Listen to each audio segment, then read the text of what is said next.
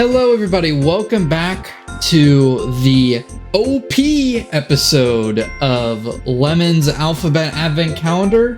I am Stealth Lemon, also known as Michael, and we got a doozy of an episode for you today.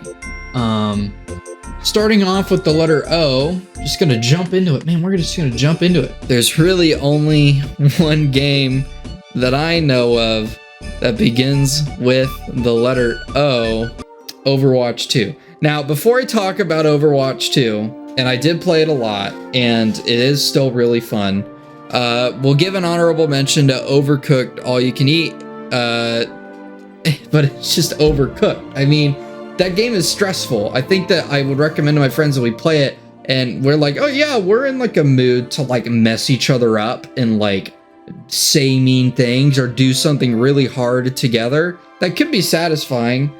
Sometimes you completely overperform and like it's really easy to get the 3 stars, but the minute you get to starting to fail missions or like it's not easy anymore, that's kind of where it falls apart for me, you know? So Overcooked is a really good sort of party game. I think that another honorable mention would be Old School Runescape. I wanted to get into Old School RuneScape, but Old School RuneScape is a job. It is not, in fact, a game. I'm kidding. Leveling yourself up, you know, mining away your copper and tin to smelt it, to sell it. Very fun. Or defeating goblins or punching women in the church or whatever. Old School RuneScape certainly is old school. It is a game from its time. I'm glad that they made it pretty friendly for people. A lot of people are able to, the reason why I say it's a job, a lot of people are able to buy membership like one time, and then you can get these vouchers, and then the actual like economical value you're providing to the RuneScape economy can be redeemed for a real world like pass for you to get membership again, which the membership is kind of what lets you do the fun quests and things like that. And then it's just like a dangerous loop, and that I am fortunately not into. So I cannot call it my O game of the year. No, again, unfortunately, it has to go to Overwatch. It's kind of by default, but Overwatch takes it. Overwatch is fine. It's fine, guys. I was one person, in terms of the reasoning behind Overwatch 2, it sucks. It really does. Getting the support cut from Overwatch 1 to create this sequel that's going to have a really big PvE mode and then like redone multiplayer, and like it really would seem like that it would deserve the Overwatch 2 like honor, right? But then Blizzard just kind of did Blizzard things. They said like, all right, well look, we're going to just release the multiplayer now, call it Overwatch 2. The PvE will come. A lot of people were holding on to that PvE because it had potential. There's already really good lore in the Overwatch universe, which is really surprising coming from a hero shooter, but it's there. It's the gold standard. It just kind of Blizzard kind of did what they did, and it was kind of a disaster, and it really sucks, I think, for these devs that really do care about how the game's played, to the point where now they're talking about bringing back the old 6v6 mode. And so it just kind of seemed like, what were we doing for the past 2 years in Overwatch 2 was, I'm gonna hope it was 2 years. If I see this later that it was more than 2 years that Overwatch 2 has been out, that would be upsetting. But I think I'm safe. Anyway, I like that there's one tank that's a little bit buff. I know that there's a lot of issues where like if your tank is just bad, then your team gets stomped. The supports are very overpowered, or at least they were at one point. I haven't played it in the most recent patch, but I have played more than a few patches this year. Yes, supports at one point did way too much damage, but people were just really nervous to make supports like not fun to play. If the supports can't kill people, then like people aren't going to play support, and then your queues are bad, and then there's just a big kind of like issue with the, I don't know if it's community or balance or whatever, but I think that that's why a lot of people don't hate on Overwatch. I don't think it's actually that bad. Though now with hindsight that Marvel Rivals is out, we're just going to be hopeful that Overwatch 2 becomes better due to the competition that it has now in the space. I'm really hoping that when this video comes out in the few days from when I'm recording it, that Marvel Rivals doesn't like completely drop off the earth, especially with how quick like Concord fell apart. It was funny because I really thought that I'd like Concord if it was out on like PC and it wasn't like 40 bucks. But you know, missed out on that train, so that's O. But in terms of the letter P, things are a little bit more interesting, I would probably say. But I'm going to try to avoid talking about things like Pac-Man Championship Collection DX. Look, buddy, we know that this is a great arcade game, but it's not gonna be a P game of the year, man. Come on, Pac-Man? There's no way that Pac-Man can do anything really artsy. Oh. Okay, well, that's weird. Namco, you're really doing it, aren't you? So anyway, despite the fact that Pac-Man has apparently become an edgy Souls-like, let's go into a real P game with Papa's games. We have Papa's Pizzeria Deluxe. Now, Papa's Freezeria Deluxe is also out on Steam. These games are out on mobile. They used to be browser games. The developers, I believe, switched away from that because no one plays those anymore. Switched to mobile games, and now they're re-releasing them in like a deluxe package on Steam, complete with like mini games and like a whole bunch of content and decorations, what have you, right? Fantastic, phenomenal, quick pick up and play game. I believe Papa's Freezeria came out in like November, and I've already played it for like 4 hours, which, you know, maybe isn't a whole lot for a lot of games, but my gosh, like a $6 game, you playing it for 4 hours straight, like one day, to just make pizzas for little cartoon people. No, the game is very good. Also, fortunately, not P Game of the Year. So you can cross that one off your list if you got keeping track at home. Papers, Please. I replayed this one because it was Steam Deck. It's a Steam Deck-y game. I think that this is a phenomenal game. So many branching stories, different ways you can approach like your morality as a border crossing guard. I think it has like a show or something, or someone made a short that was really good. It had its limelight a few years ago. Not played enough this year to be P Game of the Year, although I think everyone should play it, which is one of the reasons why I am mentioning it now. Party Animals. So I know that I had Game Pass at one point last year, and Party Animals was one of the main uses of Game Pass that I actually had for last year, believe it or not. It was like a, there's a little bit of a price of entry to get into it. I think that it is a really fun game, but I think that it retails for like 20 bucks. And that is a bit of a steeper price, to ask people to just like, you can convince people to get like any $5 or even $8 game, but 20 is a little bit much. But man, this game is silly. It's fun to play with someone there on the couch with you. It runs decently well. I would say that the like format of how it's like a little competitive, but like it's also like silly. It's got Party Animals, it's in the name. I think that it has a good variety, and it's even still getting updates, so good to see there. Not P Game of the Year. We haven't even left PA yet, because Pathfinder Wrath of the Righteous got like a whole like 2 hours of playtime. Pathfinder? What are you, Baldur's Gate? You're not in this. Get out of here. Pathfinder Wrath of the Righteous. You go home. You've been completely outclassed. Get wrecked. Pathfinder Wrath of the Righteous is a really, really solid game, especially if you already like Pathfinder. I don't think that if you don't know Pathfinder, I don't think you should play a CRPG like Wrath of the Righteous. Just because this is more like a video game for people that already like D&D and not a game to get people into it. So, sorry, Pathfinder, but you're not coming in here.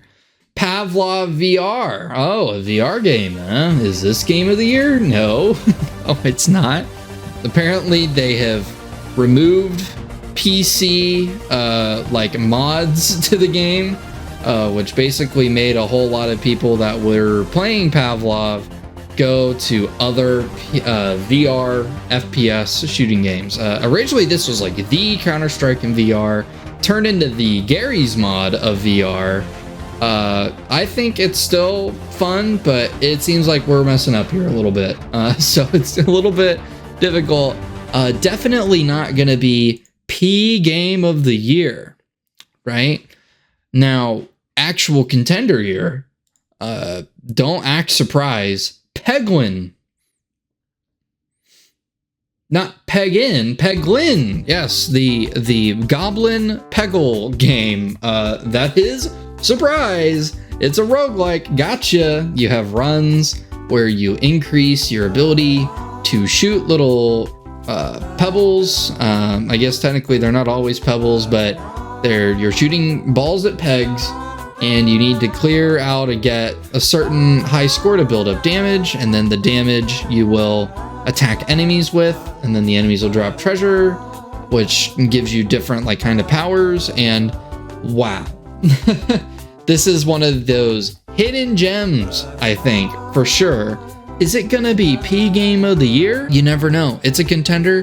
This time around, I'm not actually picked out which one I think is Game of the Year. Normally, I actually do that beforehand. Surprise, I know. Phasmophobia.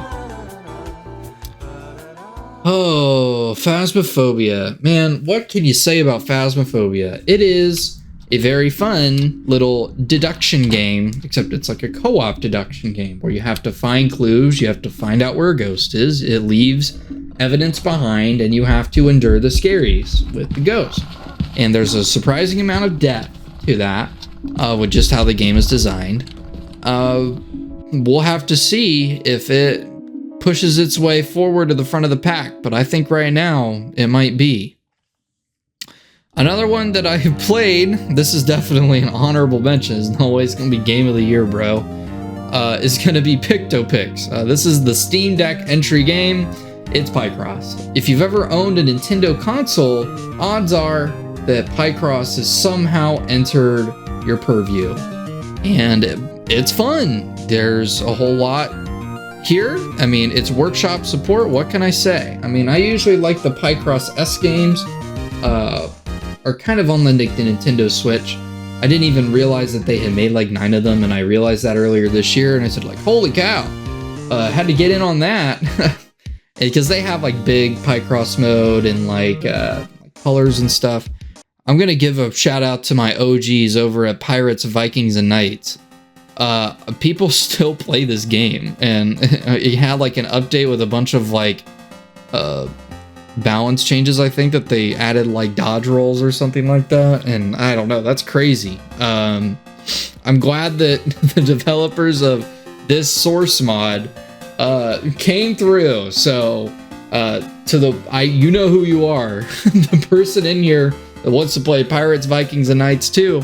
I say just send me the message. It's gonna go in there. We can sharpshooter up, berserker up, back to me bird, you know, all that stuff. Another game that I've enjoyed playing this year is Pit People. Pit People is great, especially in terms of like a couch co-op experience. It's very relaxed because there's strategy, but there's also a good amount of randomness. So you might think that feels frustrating at times, and it does.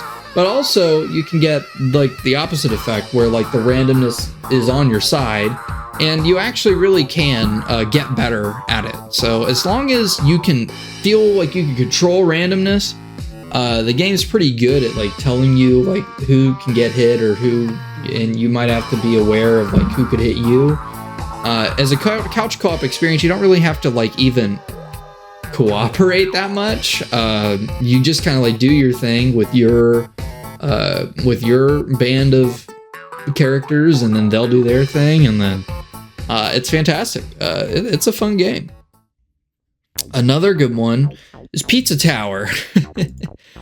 Pizza Tower would probably have won this last year, but this year I played it a little bit because they made the noise update, which basically added an alternative character to the game. And that was pretty good. I will say that every time I play it, I really love it, but I only really ever replay like the first floor. I don't actually get into like the later levels, which has like so much potential, because again, I don't have the motivation to really like beat the game anymore. I always want to be like, I want to get all A's, or I want to P rank stuff. But getting a perfect rank in a lot of these levels, I just can imagine being a nightmare.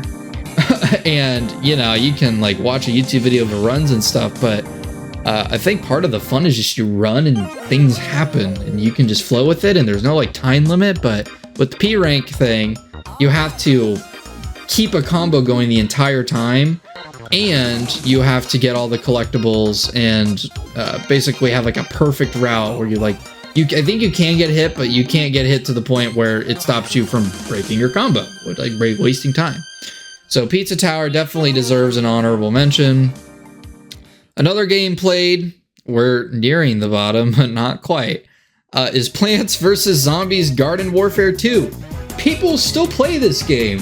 I thought that the most recent game that came out, which is Plants vs. Zombies Battle for Neighborville, I thought that killed this franchise, and like no one would ever play any like third-person shooter. And so I even said in an earlier video that I was really craving a third-person shooter just to play. I don't know why, it's just the general vibe, but like, man, Plants vs. Zombies, not Battle for Neighborville, because I think that had some sort of like crypto scheme or NFT thing. Something happened to it. It's not as good as Garden Warfare 2, which is the one that everyone plays. It's on sale like all the time. Plants vs. Zombies, you might know, the regular game is also good. I didn't play it last year though, but there was a period in August where like I kind of installed it almost as a joke to see if people were playing, but no, people are actually playing, and it's still really fun. Another P game, honorable mention, Played Up. I think that it's really funny because I only just now got it. I only just now understood like the general vibe of how Played Up works and how the design can be really in your favor, and how you can like use the schematics and stuff like that, and actually give yourself a chance to succeed. The main issue of Played Up is that it's not a super viable solo game. It's generally like you have to have another person there to help you. I think you can't even run the game with just two people or one person, but really fun. And again, it's another thing that builds time pressure, and you have to be clever. You almost feel like you have to break the game, which can be satisfying, but I think that can also be pretty poor in terms of like how you feel like you have to almost cheat the game in order to do anything. Portal 2 is another one. I replayed a good amount of Portal 2 on my Steam Deck just to see how it would run, and I kind of got sucked into it. Thing is that Portal 2 still is not even as replayable as I would even say like Half-Life 2. Maybe it's nostalgia, I don't know. But again, it's almost like you knew at one point that you did all these puzzles, but now you like can't figure some of them out, especially when the goop gets involved. But it's still a very solid Valve game, and Valve tends to have high marks, but I don't think it's going to be the winner. You know, we're starting to actually whittle through the bottom of this list. I think there's only 3 more. The next one I'm going to say is, in terms of honorable mentions, is Pummel Party. Pummel Party is fun. It kind of sucks when you get a Steam Deck and you're like, man, wow, am I ever going to need my Switch for anything ever again? No, you still are. Pummel Party is like I think it really works best, not really in a local environment. Online, it might work better. I know that like netcode makes things look a little choppy. They added like 8-player support, which I think is great for a game like this, but in the end of the day, Pummel Party is like Mario Party on the PC, and it's like the we have Mario Party at home situation. So I can't really say. I think that you should get it if you have a group of friends that will play Mario Party on PC with you, and you couldn't play it, in person or on the Switch. But otherwise, man, you just gotta get Mario Party.